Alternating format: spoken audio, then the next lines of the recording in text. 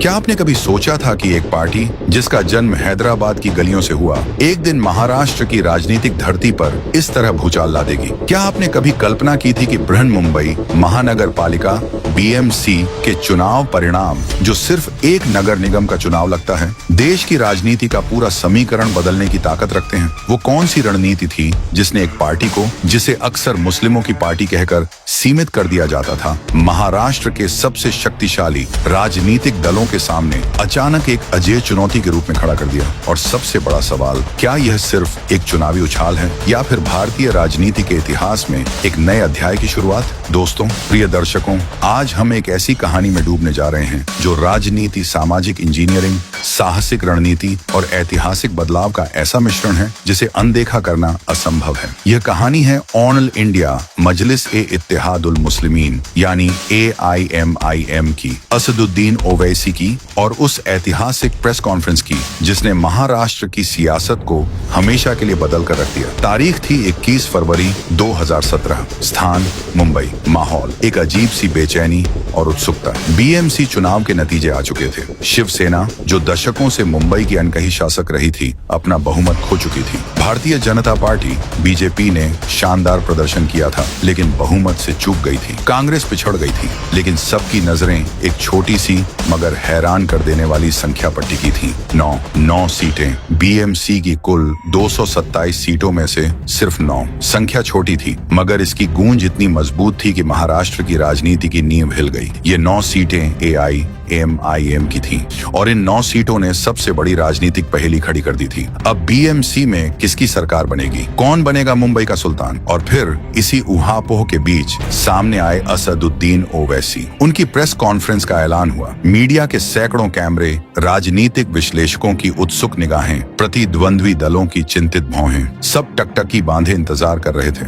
ओवैसी सिर्फ एक पार्टी के प्रमुख नहीं रह गए थे, वो अचानक महाराष्ट्र राजनीति के किंग मेकर बन गए थे। उनकी हर बात, हर इशारा, हर मुस्कान पर भविष्य टिका था। उस प्रेस कॉन्फ्रेंस में ओवैसी ने जो कहा वो सिर्फ बयान नहीं थे, वो एक घोषणा थी, एक आगाज था, एक चेतावनी थी। उन्होंने कहा, हम किसी के साथ भी गठबंधन कर सकते हैं, लेकिन हमारी शर्तों पर। हमारी प्राथमिकता मुसलमानों, दलितों, पिछड़ों और वंचितों के हक की लड़ाई है। ये वाक्य दोस्तों सिर्फ एक वाक्य नहीं था, यह महाराष्ट्र की जातीय और सांप्रदायिक राजनीति के दरवाजे में एक कील की तरह ठोका गया एक बयान था। पर सवाल ये है, क्या सच में यह इतना आसान था? क्या ओवैसी एक रातों रात किंग मेकर बन गए? नहीं, यहाँ तक पहुँचने का सफर उतना ही रोमांचक और रहस्यमय है जितना कि यह नतीजा। तो चलिए समय की मशीन में बैठते हैं और पीछे चलते हैं। AIMIM की कहानी हैदराबाद के निजाम के जमाने से शुरू होती है। 1927 में स्थापित यह पार्टी लंबे समय तक हैदराबाद के एक छोटे से इलाके तक सीमित रही, लेकिन असदुद्दीन ओवैसी और उनके भाई अकबरुद्दीन ओवैसी ने इसे एक नई ऊर्जा दी। उन्होंने हैदराबाद में अपनी जड़ें मजबूत की, लेकिन उनकी निगाहें हमेशा दूर तक थी। उनकी रणनीति साफ थी, उन इलाकों पर ध्यान केंद्रित करना जहां मुस्लिम वोट बैंक संकेंद्रित है, लेकिन साथ ही दलित और पिछड़े वर्गों को भी जोड़ना। महाराष्ट्र में उनका पहला बड़ा प्रवेश 2014 के विधानसभा चुनाव में हुआ। उस समय भी उन्होंने हैरान कर दिया था। और फिर आया 2017 का BMC चुनाव, लेकिन यहाँ राजनीति का एक गहरा काला रहस्य छिपा हुआ था। मुंबई में मुस्लिम वोट परंपरागत रूप से कांग्रेस या नेशनलिस्ट कांग्रेस पार्टी NCP के पास जाता था, लेकिन क्या हुआ कि यह वोट अचानक AIMIM की ओर मुड़ गया? क्या सिर्फ धार्मिक पहचान की वजह से? यहाँ पर हमें एक महत्वपूर्ण चरित्र को समझना होगा, राज ठाकरे और उनकी पार्टी महाराष्ट्र नवनिर्माण सेना MNS। 2012 के BMC चुनाव में MNS ने शानदार प्रदर्शन किया था, लेकिन 2017 तक आते आते MNS का जादू उतर चुका था। मराठी मानुष के नारे ने काम करना बंद कर दिया था और यहीं पर AIMIM ने अपनी सूझबूझ दिखाई। उन्होंने देखा कि मुंबई में एक रिक्त स्थान बन गया है, एक ऐसा वैचारिक और जातीय रिक्त स्थान जिसे भरा जा सकता है। लेकिन ऐसा नहीं था कि AIMIM ने सिर्फ मुस्लिम बहुल इलाकों में टिकट बांट दिए। उनकी रणनीति कहीं ज्यादा सूक्ष्म और प्रभावशाली थी। उन्होंने सीट शेयरिंग का एक गुप्त समझौता MNS के साथ किया। है ना चौंकाने वाला तथ्य? यह समझौता कभी औपचारिक रूप से घोषित नहीं हुआ, लेकिन जमीनी स्तर पर हुआ। MNS ने कई मुस्लिम बहुल इलाकों में अपने प्रत्याशी नहीं उतारे और AIMIM ने कई ऐसे इलाकों में जहां MNS मजबूत थी। ये एक साइलेंट मगर घातक राजनीतिक समझौता था जिसका लक्ष्य था कांग्रेस और एनसीपी के वोट बैंक को बांटना और शिवसेना भाजपा गठबंधन उस समय अलग अलग चुनाव लड़ रहे थे को फायदा पहुंचाना या फिर खुद के लिए जगह बनाना। यहाँ पर एक और गहरा सच सामने आता है। महाराष्ट्र में मुस्लिम समुदाय में एक गहरी नाराजगी पनप रही थी। 1992 से 93 के दंगों की यादें अब भी ताजा थी। सामाजिक और आर्थिक पिछड़ेपन की भावना थी। कांग्रेस और एनसीपी जिन पर मुसलमानों ने सदियों भर भरोसा किया था, उन्हें लगने लगा था कि यह दल उन्हें सिर्फ वोट बैंक के तौर पर इस्तेमाल करते हैं, उनकी वास्तविक समस्याओं को हल नहीं करते। ये भरोसे की खाई AIMIM के लिए सुनहरा मौका थी। ओवैसी ने सीधे बेबाक आक्रामक भाषणों के जरिए इस खाई में प्रवेश किया। उन्होंने वह बात कही जो मुस्लिम युवा सोचता था लेकिन कह नहीं पाता था। यह सिर्फ राजनीति नहीं, मनोविज्ञान था। अब हम उन 9 सीटों पर नजर डालते हैं जिन्होंने तूफान ला दिया। ये सीटें थीं नागपाड़ा, सेंट्रल मुंबई, मंझगांव, चेंबूर, चिंचपोकली, कुर्ला, दीनाथ street, Mohammad Ali road, Bandra west और गोवंडी। क्या आपने गौर किया? ये सभी इलाके या तो पारंपरिक मुस्लिम बहुल इलाके हैं या फिर ऐसे इलाके हैं जहां दलित और मुस्लिम आबादी का मिश्रण है। इन 9 सीटों ने कई मिथक तोड़े। मिथक एक, AIMIM सिर्फ दक्कनी मुसलमानों की पार्टी है। नतीजे बताते हैं कि उन्होंने गैर दक्कनी उर्दू भाषी मुसलमानों का भी भरपूर समर्थन हासिल किया।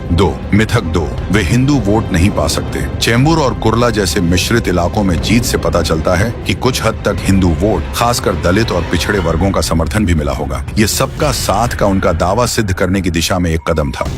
मिथक 3, वे शिवसेना भाजपा के विरोध में हैं, इसलिए उनसे गठबंधन नहीं करेंगे। प्रेस कॉन्फ्रेंस में ओवैसी ने साफ कर दिया कि वो किसी के भी साथ गठबंधन के लिए तैयार हैं, बशर्ते उनके एजेंडे को माना जाए। और यहीं आता है उस प्रेस कॉन्फ्रेंस का सबसे विस्फोटक पल। पत्रकारों के सवालों की झड़ी लगी हुई थी। क्या आप भाजपा के साथ गठबंधन करेंगे? क्या आप शिवसेना को समर्थन देंगे? ओवैसी अपने अंदाज में मुस्कुराते हुए शांत होकर जवाब दे रहे थे, लेकिन उनके जवाबों में एक स्पष्ट संदेश था। अब हम दया की भीख मांगने वाले नहीं रहे, अब हम सम्मान से डील करने वाले खिलाड़ी हैं। उन्होंने कहा कि उनकी पार्टी का उद्देश्य सिर्फ सत्ता पाना नहीं, बल्कि वंचित वर्गों के हक के लिए लड़ना है। उन्होंने BMC में शिवसेना और भाजपा के भ्रष्टाचार के आरोपों को उजागर किया। उन्होंने मुसलमानों के साथ साथ महाराष्ट्र के दलितों और आदिवासियों के मुद्दों को उठाया। यह एक मास्टर स्ट्रोक था। वो एक साथ 2 संदेश दे रहे थे। मुस्लिम समुदाय के लिए कि देखो हम तुम्हारे असली नेता हैं, और बाकी दलों के लिए कि देखो हम सिर्फ मुसलमानों तक सीमित नहीं रहने वाले।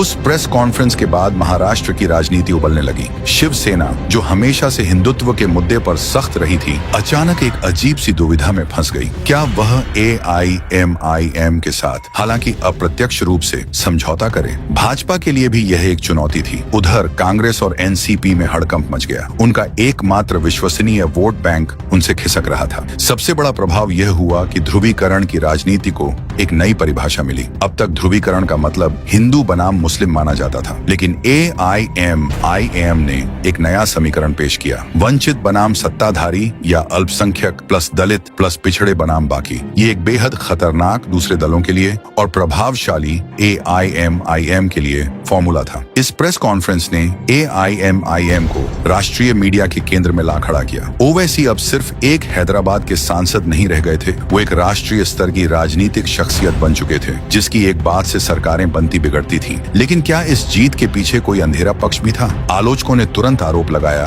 कि AIMIM की सफलता ने महाराष्ट्र में सांप्रदायिक तनाव को और बढ़ावा दिया। उनका कहना था कि यह वोट बैंक की राजनीति को और मजबूत करता है। कई लोगों ने यह भी सवाल उठाया कि क्या AIMIM वास्तव में समावेशी है या फिर वह सिर्फ एक समुदाय विशेष की राजनीतिक महत्वाकांक्षाओं का प्रतिनिधित्व करती है। 2017 का BMC चुनाव और उस पर ओवैसी की प्रेस कॉन्फ्रेंस AIMIM के लिए एक स्ट्रेटेजिक ब्रिगेड रणनीतिक पुलहेट साबित हुई। इसने उन्हें महाराष्ट्र में एक मजबूत पैर जमाने का मौका दिया। इसके बाद के वर्षों में AIMIM ने महाराष्ट्र के अन्य शहरी क्षेत्रों जैसे औरंगाबाद, मालेगांव, परभणी में भी अपनी उपस्थिति दर्ज कराई। यह घटना भारतीय लोकतंत्र की एक बड़ी सच्चाई को भी उजागर करती है। स्थानीय निकाय चुनाव राष्ट्रीय राजनीति के लैबोरेटरी होते हैं। यही नए प्रयोग होते हैं, नए गठबंधन बनते हैं, नए नेता उभरते हैं। BMC जैसी संस्था, जिसका बजट कई छोटे राज्यों के बजट से भी बड़ा है, उसकी सत्ता के लिए लड़ाई किसी राज्य या राष्ट्रीय चुनाव से कम नहीं होती। उस प्रेस कॉन्फ्रेंस कॉन्फ्रेंस ने यह भी सिद्ध किया कि भारतीय मतदाता, खासकर युवा मतदाता, अब पारंपरिक दलों की पैतृक विरासत से ऊब चुके हैं। वो ऐसे नेतृत्व की तलाश में हैं जो सीधा, बेबाक और मुखर हो। ओवैसी का व्यक्तित्व इसी कसौटी पर खरा उतरता दिखा। अगर हम इतिहास के नजरिए से देखें तो AIMIM का उभार भारत में प्रतिनिधित्व की राजनीति का एक नया चरण है। जिस तरह 1990 के दशक में मंडल आयोग की सिफारिशों ने पिछड़े वर्गों को राजनीतिक रूप से सशक्त किया और उसके बाद हिंदुत्व की राजनीति ने हिंदू पहचान को एकजुट किया, उसी तरह AIMIM एक ऐसे वर्ग के लिए राजनीतिक प्रतिनिधित्व का दावा पेश कर रही है जो स्वयं को सत्ता की मुख्य धारा से उपेक्षित महसूस करता है। लेकिन क्या यह मॉडल टिकाऊ है? क्या AIMIM अपनी पहुंच को और विस्तार दे पाएगी? 2017 के बाद के चुनावों में उन्हें मिलीजुली सफलता मिली है। कहीं सफलता मिली तो कहीं उनका जादू काम नहीं आया। इसके पीछे कई कारण हैं। अन्य दलों द्वारा उनकी रणनीति को समझना और उसका मुकाबला करना, समाज के भीतर होने वाले बदलाव और सबसे बढ़कर